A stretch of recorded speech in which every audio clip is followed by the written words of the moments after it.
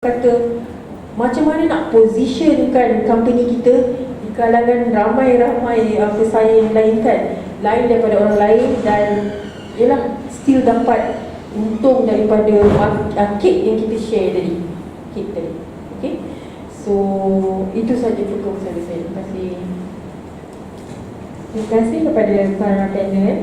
Okey, tadi kita dah cerita tentang pandemik COVID-19, cabaran dan juga strategi yang dihadapi, yang dijalankan. Kini, apakah harapan pihak tuan-tuan dan puan-puan kepada pihak kerajaan yang ingin diketengahkan untuk menaikkan industri pelancongan di Negeri Sembilan? Kita mulakan dulu dengan Encik Zikri. Okey, terima kasih.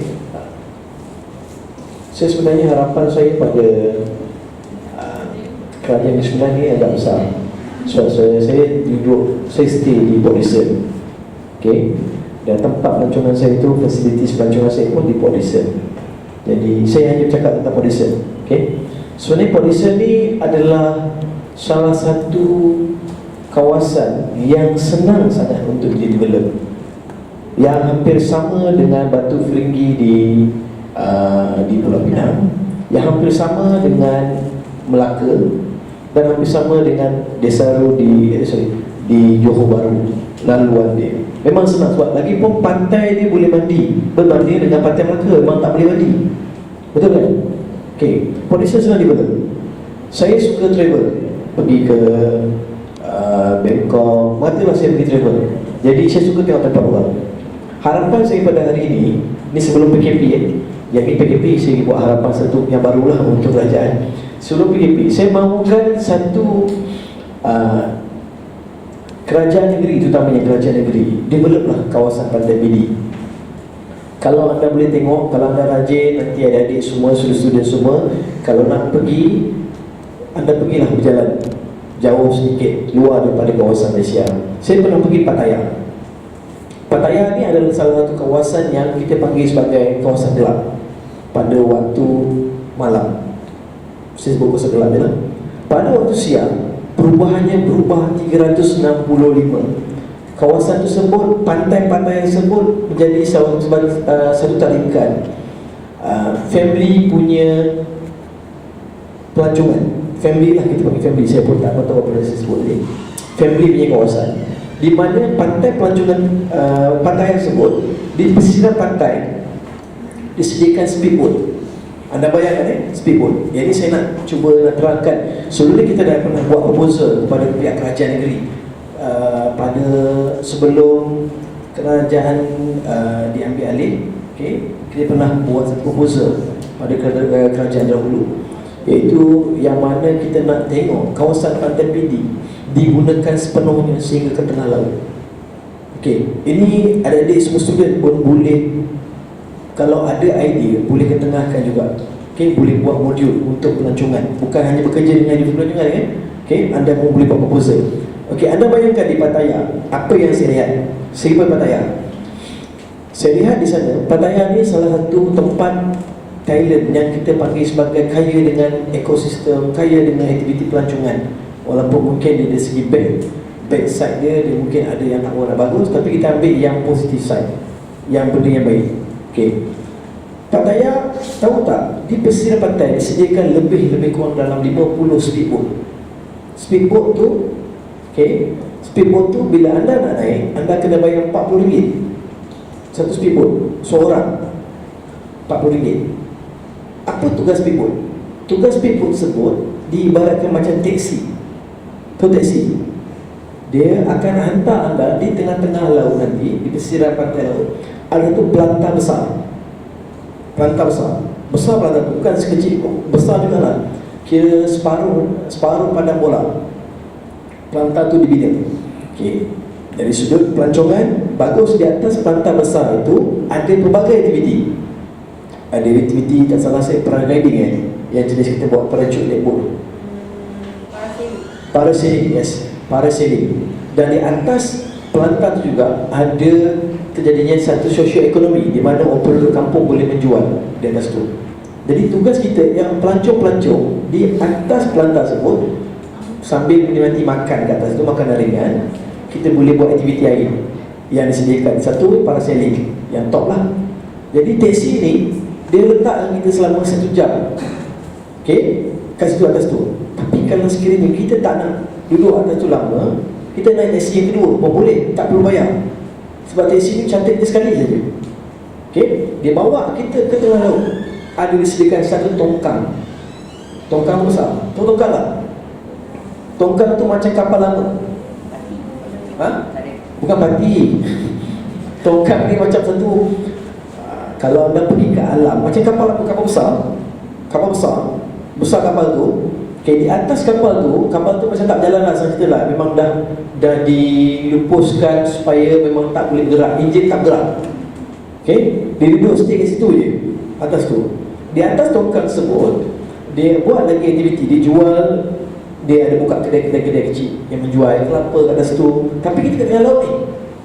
Kita kat tengah laut. Okay, sampai di atas kapal tersebut ada aktiviti diving yang jenis pakai globe yang berjalan dalam air tu. Snorkeling pun ada buat. Dia ada lagi disediakan kita globe. Tahu macam globe, macam kita angkasawan astronaut tu, tapi disebabkan oksigen, kita berjalan dalam air. Betul. Kalau kita nak buat diving, kita kena ambil course, betul, underwater.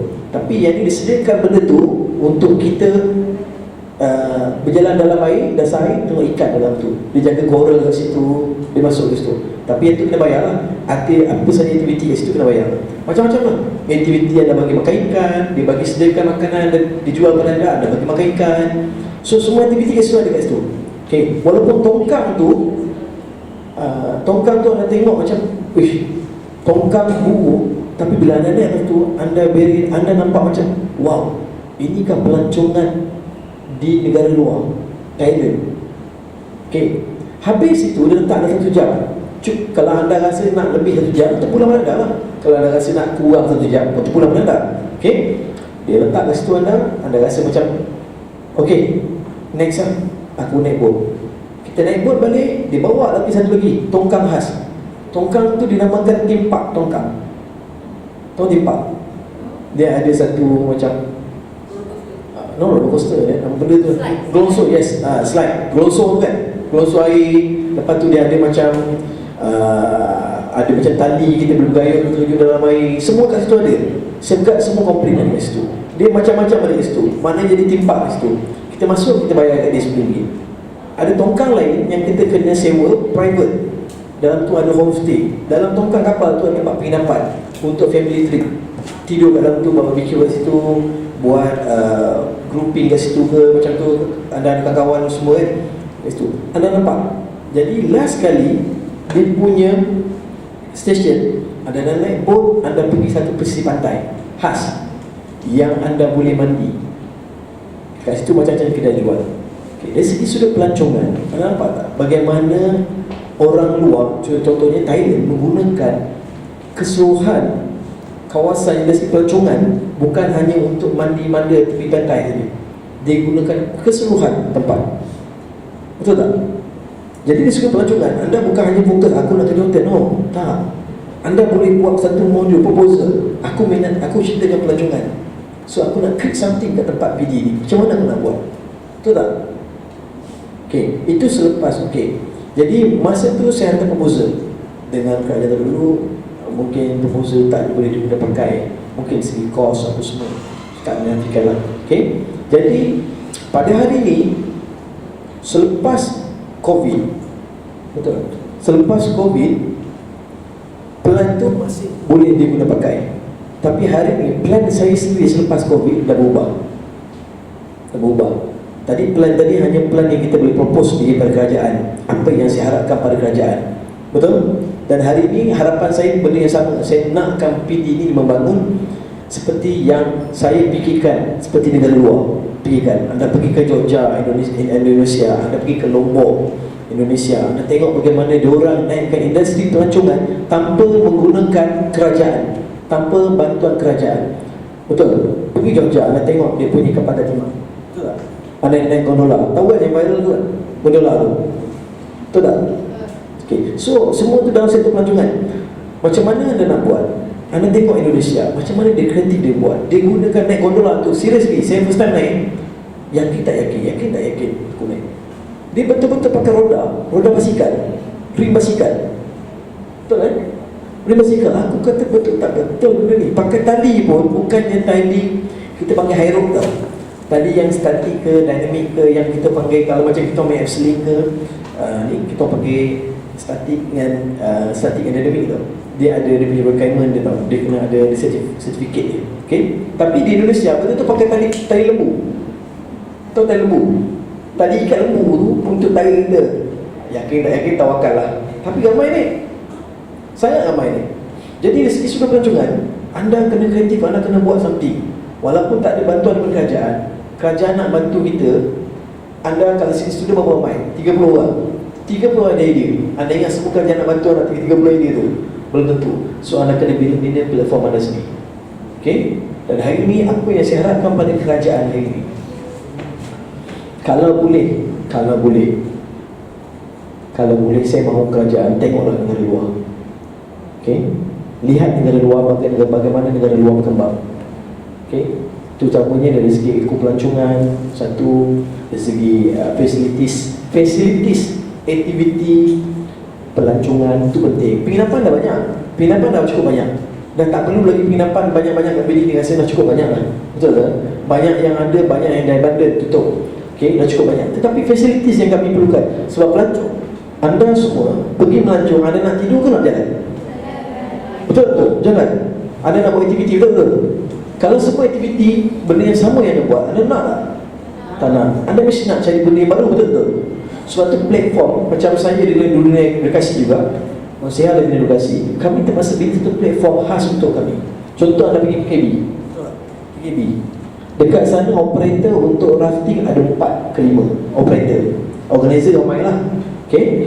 Lepas tu dibina satu lagi di bawah grup rentas di Jambatan KKB. Ada pernah tengok swing rope yang bergayut? Pernah tengok kan? Tu orang luar operator daripada kita macam kita orang lah. Macam saya juga, macam bos saya juga. Kami yang bina platform, terpaksa bina platform untuk buat something. Okay? Dan kami kalau boleh, apa yang kami harapkan, apa yang saya harapkan, kerajaan bantu, bukan kekang. Okay? Sebab hari ini minta maaf saya tidak kata apa-apa tentang kerajaan, tidak. Tetapi terlalu banyak kekangan daripada bantuan. Okay? Kekangan lebih banyak. Oh, ni tak boleh nak buat. Saya banyak idea kita nak buat. Contoh flying fox daripada Batu Putih dan Tuan nak sampai ke bawah. Semua tak boleh. Ini tak boleh. Jadi kekangan tu terlalu banyak berbanding dengan sokongan dan bantuan. Kadang-kadang macam saya sendiri, organizer ataupun dalam bidang facilities, kami dengan Puan Sihat, kami mintakan dana cukup sekadar beri kelonggaran dan beri sokongan. Cukup. Betul tak? Sebab itu saja yang boleh menjadikan industri pelancongan kat Malaysia yang saya nampak. Okay? Itu yang saya harapkan kerajaan. Okay, terima kasih. Baiklah, apa pula harapan Puan Nora Shihab buat kerajaan? Terima kasih. Okey, kalau tanya tentang harapan saya immediate harapan saya sekarang ni waktu pasca PKP ialah nombor 1, Jabatan Perhutanan Negeri Sembilan lebih melonggarkan, okey, kalau untuk melonggarkan bagi kebenaran buat operator di dua batu malu specifically, okey, khasnya untuk beroperasi. Okey, untuk pengetahuan you all, Taman Eco River di Negeri Sembilan ni semua dah dibuka kecuali Taman Eco River Batu Malui. Tetapi saya percaya tak dibuka tu sebenarnya atas daripada saya rasa kurang penyelidikan tentang tempat tu. Okey, kerana waktu kes tengah tinggi dulu, okey, Batu Malui ni gua main dalam air. Jadi ramai pihak kesihatan memikirkan bahawa itu ruang sempit, main air ramai. Lepas tu tengok operasi ketika normal. Operasi ketika normal, you jangan samakan dengan operasi waktu pasca PKP yang kita boleh lakukan. Jadi sebab itu itulah antara sebab Gua Batu Malui masih tak boleh beroperasi lagi hari ini. Tetapi sebenarnya sekiranya kita study dan which actually I have done dan propose kepada Jabatan Perhutanan Negeri Sembilan, SOP macam mana kita boleh run juga caving di Batu Malu ini. Dan FYI, Gua Tempurung, Gua Kandu di Gopeng dah jalan dah operasi dah 15 Jun. Okay? Saya dah kemukakan SOP dan pegawai sendiri menyatakan bahawa SOP itu ketat. So for me, kalau ketat, kenapa tak boleh buat? Jadi bukan saya nak condemn atau komentar. Kerajaan banyak dia punya bantuan, tapi macam Cik Z kata tadi, beri kelonggaran, beri support, sokongan berbanding kekangan. Okay? Sebab perkara boleh buat, kita boleh usulkan safety macam mana, asalkan bisnes jalan. Macam Cik Wahid kata tadi, asalkan bisnes jalan. Don't talk about profit tinggi-tinggi sangat, tak payah. Let's talk about survival. Macam mana staff yang selama ni bergantung dekat tu nak survive, macam mana kami ada bisnes terus tak ada bisnes nak survive. Okay? Jadi itu harapan immediate saya, iaitu Jabatan Perhutanan Negeri Sembilan dan pihak Kerajaan Negeri Sembilan bertindak dengan lebih pantas dan lebih terbuka untuk tingkatkan balik pelancongan dalam negeri ini. Okay? Dan lebih mengiktiraf, I'm sorry to say, lebih mengiktiraf semua industri player dalam pelancongan. Truth to be told, macam Cik Izzat kata tadi, kita memang tak boleh harap kerajaan untuk bagi semua sebab semua nampak kita tak. Kita kena berusaha ke satu tahap, baru kerajaan akan nampak dan tolong. Jadi maksudnya bila kita mula tu, janganlah terlalu harap bantuan kerajaan dari awal. Tidak. Kita kena memang orang kata berusaha sampai satu tahap dia nampak effort you dan sebagainya. Masa tu mungkin kita akan mendapat perhatian dan bantuan dan sokongan yang diperlukan daripada pihak kerajaan. Dan saya berharap satu lagi, secara in general, Kerajaan Negeri Sembilan lebih proaktif dalam mempromosikan pelancongan di Negeri Sembilan seperti negeri-negeri lain. Okay? Untuk pengetahuan, banyak negeri lain yang, negeri apa yang pertama sekali buka dia punya pelancongan during PKP, after PKP? Sabah.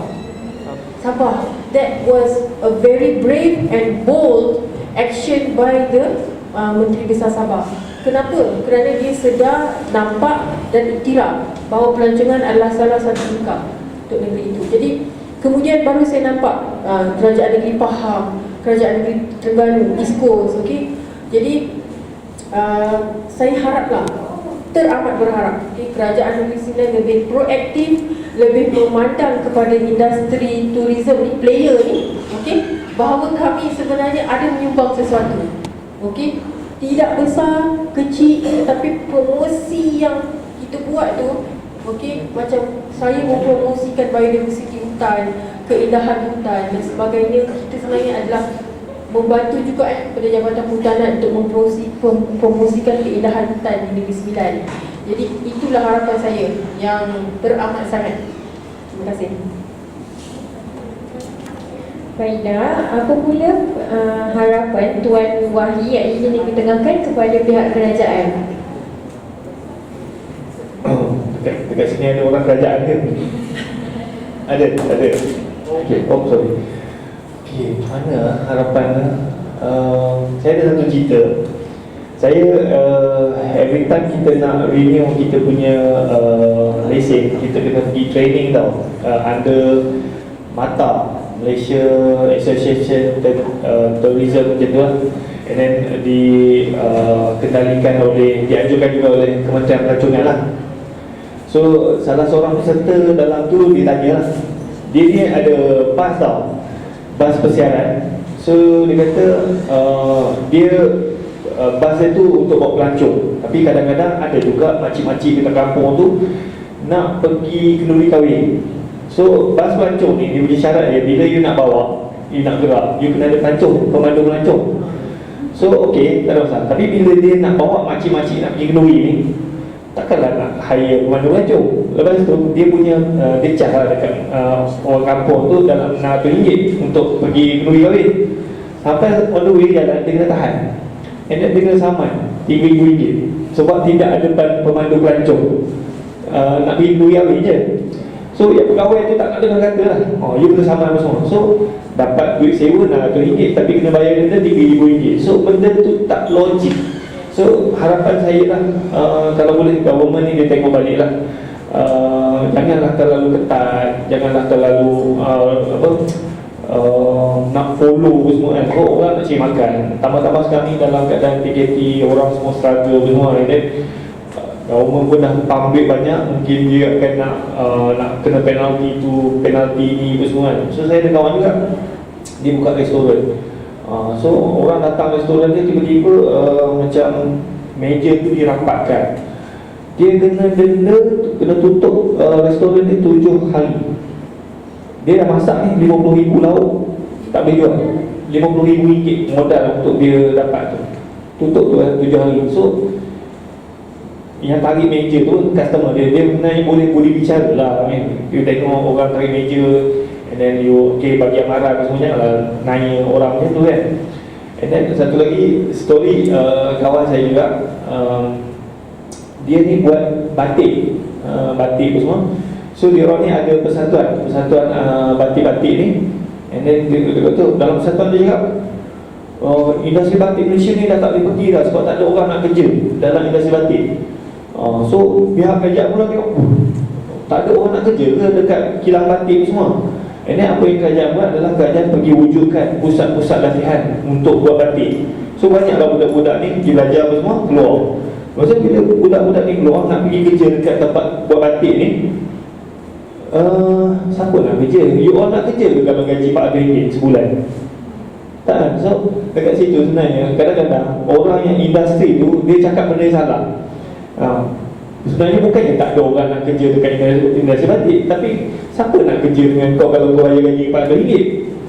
Okey, so kenapa syarikat-syarikat industri batik ni dia tak boleh nak bayar gaji besar? Sebab dia tidak ada ilmu, dia tidak ada brand, dia tidak ada marketing strategi dia, branding dia tak tahu semua kan.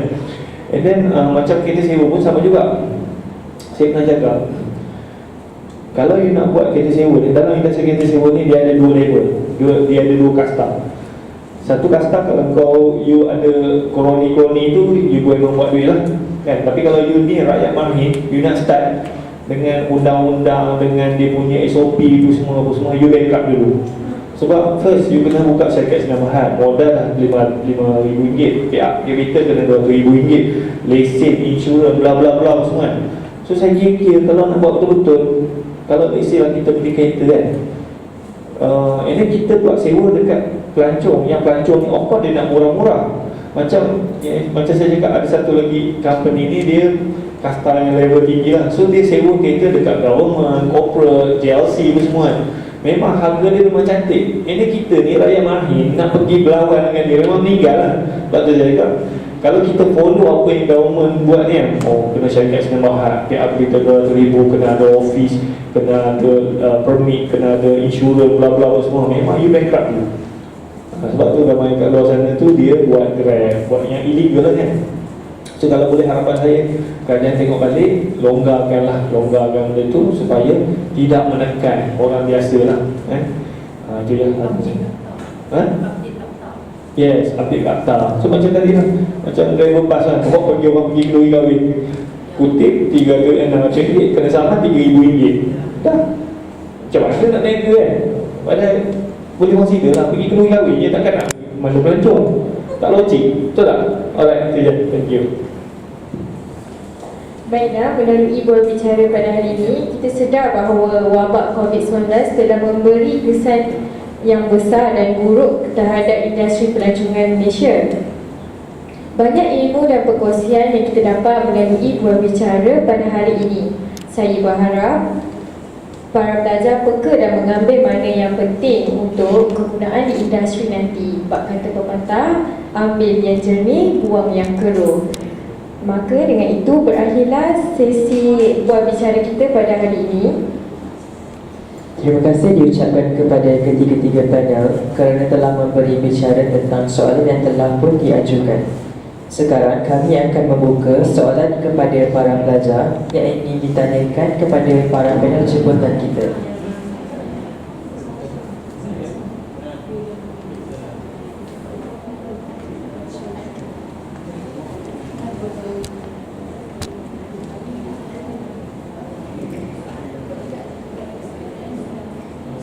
Saya Nurdini, ingin bertanyakan pendapat puan-puan. Agak-agak kesan ini berapa lama kepada industri pelancongan dan juga ekonomi negara?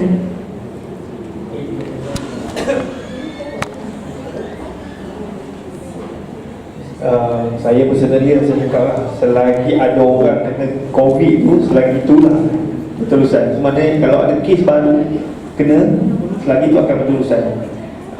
Macam even sekarang ni pun, walaupun kita dah start buka balik, dah start ada kes baru. Maknanya kalau dekat Malaysia settle pun, dekat US, dekat negara luar still ada kes baru, benda tu tak ada. Sebab tu saya cakap tadi, macam dulu tahun 1930-an, untuk keadaan tu pulih 10 tahun. Kita assume macam tu lah. Tapi itu kes lain. Yang ini kes wabak kan? Wabak. Dulu kes ekonomi tu, bank tak ada duit nak bagi kat orang. So itu pun dia ambil masa 10 tahun. Macam ni, hari ni pun semalam pun tengok ada kes dah meningkat balik. So kalau ditutup lagi, lagi parah lah. So saya tak harap sangat. And then macam saya cakap ni, kalau benda tu tak kena pergi, kau tak payah langgar lah kan. Kau pusing buat benda lain lah. Faham tak? Alright.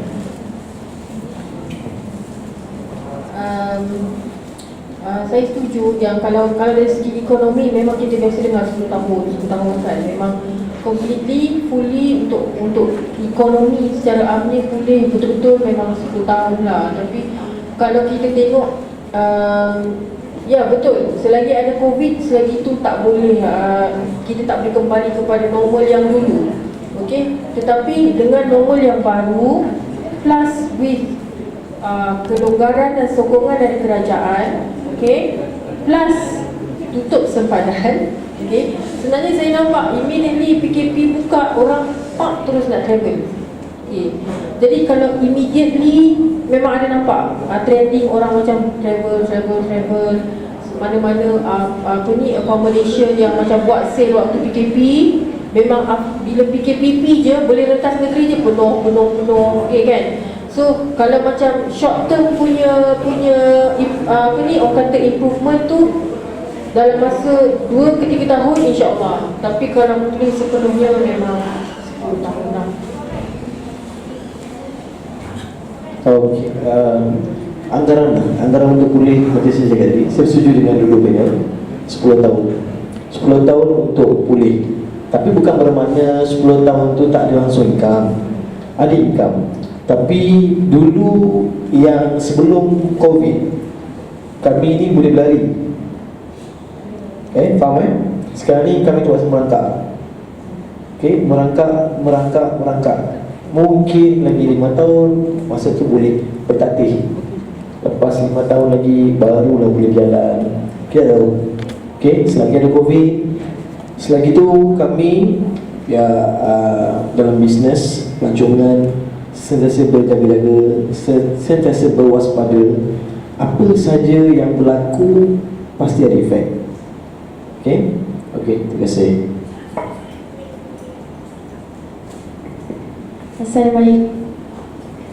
Assalamualaikum, nama saya Syuhada. Saya ingin tanya, jika gelombang kedua pandemik COVID-19 berlaku semula, apakah tindakan pihak Tuan Puan untuk menangani masalah tersebut kepada syarikat?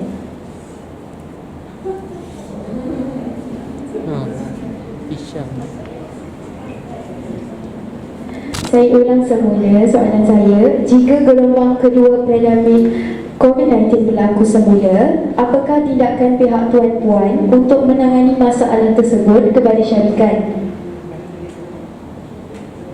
Saya lagi ke?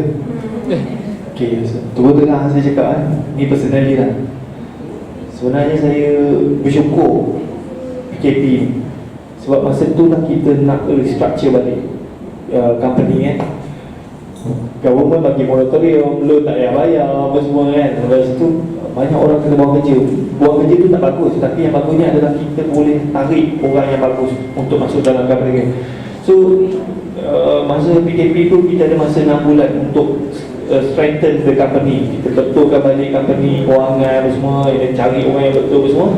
And then kalau PKP tu start balik, so apa yang saya buat adalah macam pelancongan tu memang tak boleh nak cerita lah kan. So saya akan fokus kepada e-commerce. So saya, even sekarang ni saya tengah ambil kita punya e-commerce. Saya nak buat macam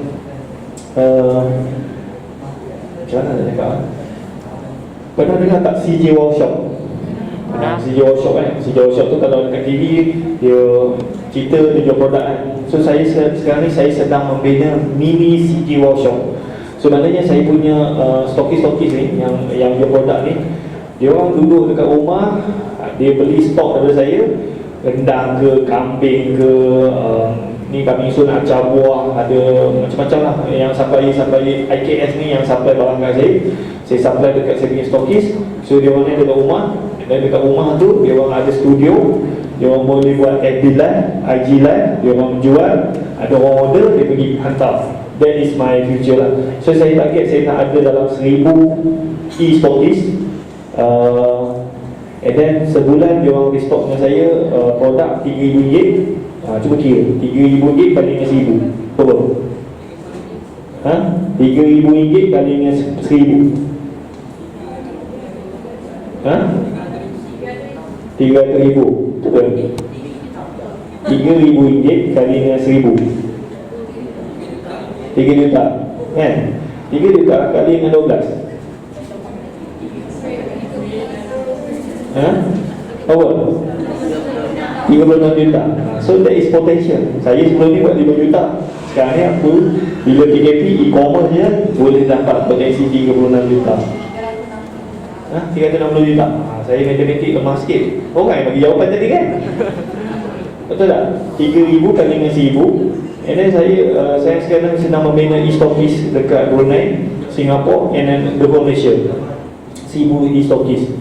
Seorang beli saya RM3,000 je sebulan. And then saya punya e-stokis dah ada yang beli RM15,000 sebulan. 36 juta. So that is future. Saya sebenarnya seronok juga PKP, tapi bukannya buat bersyukur. Benda tu macam saya cakap, Allah tutup pintu satu rezeki, dia buka lagi pintu rezeki lain. So cara kita you all habis belajar ni pun actually boleh jadi dropship. Saya dah tunjuk tadi saya punya student kan, saya punya anak murid, dia masih belajar tau dekat UiTM Perlis. Ada anak seorang dah kahwin, dia paling muda lah. Sebulan dia punya income RM1,000 jual payek. Potensi tu sangat besar. Nak dan tak nak je. Alright. Nanti cikgu pun nak jadi dropship kan. Okay, alright, thank you. Apa soalan tadi? Apa soalan tadi? Apa yang kalau jadi gelombang kedua? Wow. Gelombang kedua tu menyebabkan PKP ke tak? Menyebabkan mungkin. Kalau dia menyebabkan PKP, well, dari segi business adventure ni memang terus ni lah. In fact, saya pun dalam keadaan bersiap sedia. Sebab sepatutnya dalam less than 2 weeks, saya sepatutnya ada buat my first job after PKP. Yang maksudnya yang saya turun padang buat. Okay, iaitu berkayak di hutan Belum, di Greek sana. Okay, saya buat ekspedisi 2 hari 1 malam. So, kalau sebenarnya dalam as we speak ni, dalam masa 10 hari yang akan datang pun kita tak tahu sebab kuman tu kan dia merebak exponentially kan. Semalam dah 39. So in terms of business adventure, I takkan tutup lah, not close down. Tapi macam yes, it will affect me totally macam PKP pertama. Tetapi dia akan membuatkan saya lebih aktif, explore peluang macam tuan tadi lah. I mean, nak tak nak, even though that's not my passion, tapi kita minat makan kan, so why not kita pun explore lah dalam food business. Memang food business, delivery business, itu dua yang naik waktu PKP. So nak tak nak kena explore. Okay? Saya sebenarnya pun food business sekarang. Okey, sebenarnya plan tu kalau PKP 2 tu sebenarnya kalau bukan plan 1 dah boleh pakai dah. Plan A, B, C dia tu A, B, C sampai Z tu dah guna masa PKP 1 lagi. PKP 2 ni kalau jadi, so plan dia memang berubah. Okey, so saya setuju juga. Bisnes makanan adalah bisnes yang paling bagus melalui online. Bisnes online makanan ni benda paling bagus sebab orang rumah dia tak jual apa. Dia makan je dia. Betul. Apa lagi nak buat? Tengok handphone, bukan boleh kenyang. Makan saja boleh kenyang. Betul tak? Nak buat aktiviti lain tak boleh. Takkan nak jual basikal pun tak boleh nak jual, tak boleh guna. Jadi yang benda yang paling bagus adalah industri makanan. Jadi saya percaya adik-adik semua ada kreatif dalam makanan. Betul? Kan? Banyak suka-suka benda hipster food. Apa hipster food kan? Cuba anda bayangkan, fikirkan bagaimana nak buat satu benda makanan yang boleh anda promosikan sekiranya terjadi gelombang kedua. Sebab bila jadi gelombang kedua, kita semua akan kat rumah. Okay? Dalam rumah saja kita duduk. Jadi kena do something untuk mendapatkan income. Jadi saya setuju dengan kedua panel. So, dan memang saya pun akan fikirkan produk makanan untuk di rumah juga. Okay? Itu yang saja yang terbaik. Okay? Okay, terima kasih. Ada soalan lagi ya? Ya, Assalamualaikum dan selamat pagi. Saya Muhammad Fitri. Jadi saya nak tanya, boleh tak pihak tuan dan puan berikan pendapat positif dan negatif? Seperti yang kita dapat tahu, masa PKP dahulu, tiada seorang pun yang dibenarkan keluar ke mana-mana ataupun melancong walaupun dalam domestik, dalam negara Tapi selepas kerajaan melepaskan ataupun memberikan arahan PKPP, pemulihan diberikan, seperti saya yang saya dapat tahu, di Port Dickson sahaja, pantai peranginan yang terdapat di Port Dickson saja telah didatangi oleh ramai pelancong. Dan juga seperti yang kita diingatkan oleh kerajaan, perintah penjarakan sosial harus diterapkan dan juga memakai pelitup muka. Tetapi pelancong-pelancong tidak mengendahkan arahan yang diberikan. Jadi saya punya soalan adalah, boleh tak pihak puan dan puan berikan pandangan positif dan negatif terhadap sikap seorang pelancong tak untuk bergerak ke kawasan pelancong? Okey, terima kasih. Soalan ni macam Saud Sudiman, betul? Kan? Macam Saud Sudiman. Okey. Pendapat saya begini, kalau dari segi sikap ni sebenarnya sebelum PKP lagi sikap dah ada. Betul? Sikap manusia ni sebelum PKP dah ada. Sebagai dalam industri pelancongan, dalam industri guide, saya guide juga dan saya pun guide. Kami kalau bawa peserta, benda yang perlu ditekankan adalah kebersihan selain daripada keselamatan. Okey? Memang pelancong ni satu bukan kata masalah, tidak. Dari segi norma kehidupan mereka, kalau yang ada fikirkan tentang kebersihan, maka dia automatik akan bersih. Betul? Dia kalau tak bersih ni, buatlah macam mana pun, walaupun tersampah depan dia, tak buang kat sini. Betul tak?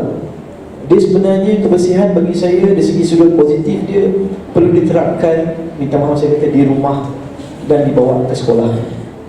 Anda beruntung, adik-adik semua sudah beruntung, sebab kita tak payah nak bawa lantai. Ni kita sentuh buat kebersihan kebersihan, tak payah nak bawa lantai.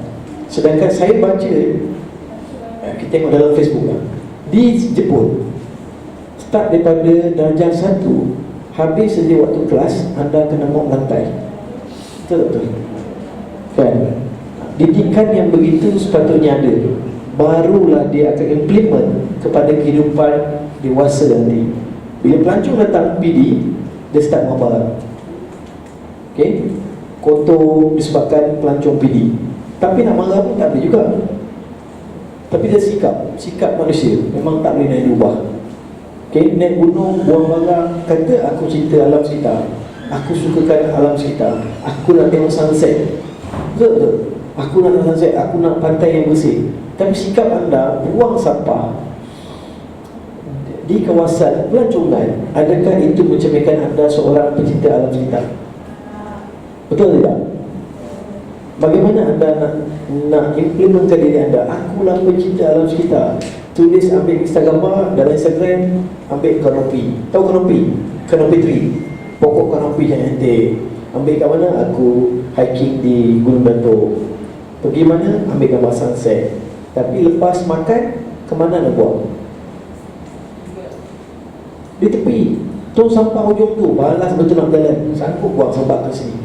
Bukan saya kata semua sekali. Itu tak termasuk dengan sikap yang lain lagi. Tak termasuk sikap pencemaran bunyi. Tahu tak? Sikap pencemaran bunyi hari ni yang saya dapat tahu, di Genting Highland tak dibenarkan untuk aktiviti berkonvoi dan aktiviti kereta, klub semua tak dibenarkan naik atas. Kerana apa ni? Kerana bunyi. Okay, anda datang untuk PD Saya baru-baru ni cerita pengalaman saya lah. Baru-baru ni bila saya tempat saya tu penuh, saya stay back dekat backpackers, dekat bilik saya lah. Anda bayangkan lah, bilik saya tu punya jauh dengan jalan. Saya boleh dengar bunyi motor. Saya rasa saya nak pergi keluar, saya nak menjerit. Bukan kerana saya pun dulu main motor, tapi tak adalah sampai pukul 3 pagi yang nak rem motor. Pencerahan bunyi attitude manusia sampai itu mengganggu orang lain nak tidur, macam mana keadaan dia. Betul-betul. Ini masalah tentang sosial ataupun attitude seorang yang kita panggil sebagai rakyat Malaysia, yang pemikiran dia adalah kelas, saya boleh cakap lah, kelas bawah. Kelas bawah, saya tak nak cerita kelas bawah. Malaysia ni sebagai tahuan, Malaysia ni dari segi peraturan mengikut arahan, mengikut perintah, dia adalah kelas nombor 1 berbanding dengan Amerika yang dikatakan kelas nombor 1. Betul-betul? Kau cakap lah macam mana? Okey, redha. Walaupun hari ni bebel dekat dalam Facebook, tapi dia redha tak ada rumah. Redha kan? Tak ada macam kat mereka rumah kiamun, berjalan buat demo, nak lawan kerajaan. No. Even apa yang jadi kat Malaysia ni tetap diikut perintah. Yang masalahnya adalah attitude, sikap untuk buang sampah. Itu je kita masalah. Okey? Itu sikap kita. Sikap, bagi saya, sikap orang kita. Kalau boleh, bahagian pelancongan ni, tunjukkan sikap anda yang terbaik kepada bahagian lain. Apa? Tak salah saya macam contoh mekanikal, bahagian lain. Tunjukkan sikap anda sebagai seorang pembersih. Betul? Kena tak soalan saya dengan jawapan saya ni? Saya rasa saya jawab lagi. Okey, terima kasih. Quickly pada saya positif dia satu je. You kata tadi apabila pelancong mula datang, contohnya di pantai Port Dickson nama semua kan, positif dia satu iaitu immediately they all support the tourism business immediately. That's the positive side. But the negative side is tadi tu, yang sikap apa semua tu. If we want to be able to do this, to travel, to enjoy nature, to blah blah blah, enjoy time with family and friends, for a long time kita kenalah patuh kena patuh ni apa ni. Kalau tak, dengan you pun tak boleh berjalan, dengan kami pun tak boleh bisnes. You know, so itulah dinamakan new normal. New normal pada saya, kita kena accept, kita boleh pergi berjalan, kita boleh berniaga, tetapi dalam limitation, dalam had. You pergi bercuti, pergerakan itu had. Kalau dah nampak pantai itu penuh, tak payahlah pergi situ. Please find another place. And this is to me another area di mana pihak berkuasa boleh mengambil tindakan proaktif, iaitu menghadkan kemasukan orang ke satu-satu tempat. If they were to leave everything to the public, maksudnya biar public buat keputusan. Walaupun saya bagi contoh, pergi hiking mesti 20, grup paling besar 20 orang. Okey. Tapi kalau dia tak hadkan, hari itu boleh terima 200 orang sahaja atau 150 orang sahaja. The public will go in selagi boleh. Saya bagi contoh Broga. Buka, immediately tutup lepas tu. Kenapa? Sebab orang pergi naik Broga sampai beratur. To me, personally, itu bukan salah public. Salah public maybe ada sikit lah.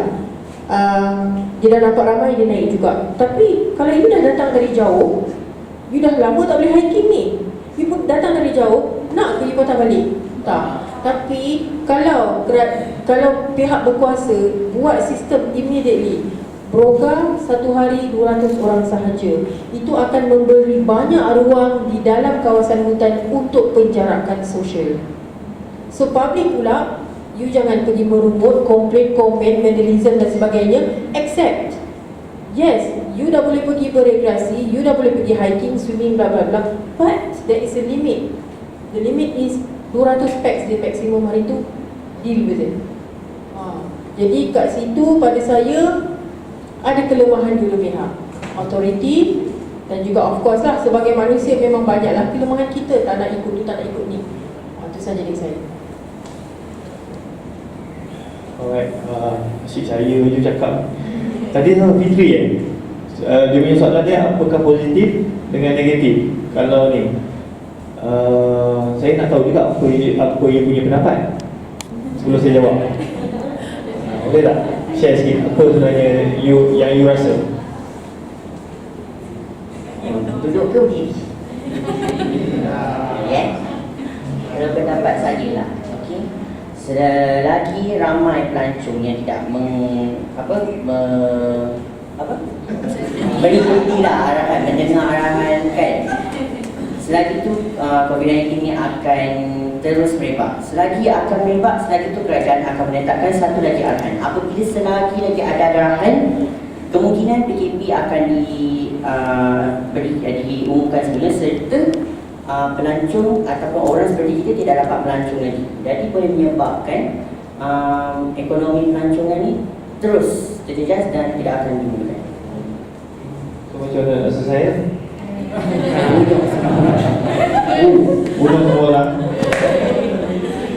Lain berarti Macam saya setuju dengan pendapat Puan tadi, macam melimitasikan sesebuah kawasan. Macam kita buat kat kedai makan, kita wrap tali dan kita buka satu pintu saja. Macam kita melimitasikan suatu kawasan kepada beberapa orang individu dan untuk aktiviti apa yang kita boleh lakukan. bagus. So saya personally sebenarnya kalau kerajaan bijak kan, kalau cerita masa ni lah nak buat duit. Okay, so ada satu case kawan saya ada restoran tau. So dekat restoran tu actually dia ada pegawai kesihatan yang duduk itu kerja dia minum je. And then dia tengok kalau ada orang isap okok, dia akan saman. And then kalau dia tengok ada orang bawa anak kecil makan kat kedai masa tu lah, memang dia saman. So time tu lah government buat duit. Saman tu saya tak tahu lah kalau isap okok kat kedai makan berapa? RM50 kan? RM1,000? RM10,000 kan? Kalau macam ada kawan saya, dia buka restoran, masa tu budak kecil tak boleh masuk tau. Lepas tu yang customer tu marah-marah nak bawa lah. So kawan saya ni paksa bagi juga customer ni duduk. So dalam dekat restoran tu memang ada pegawai kesihatan. Tunggu je, pak kena saman. Kawan saya yang owner restoran tu kena saman, customer tu pun kena saman. So macam tadi macam mana nak selesai kan, bunuh orang. So bunuh orang tu bukannya selesai masalah lah. So kalau government dia gunakan peluang ni untuk, sebab the moment orang seorang kena, orang lain pun akan takut lah. Kan macam kena pakai face mask, lepas tu tak boleh nak pergi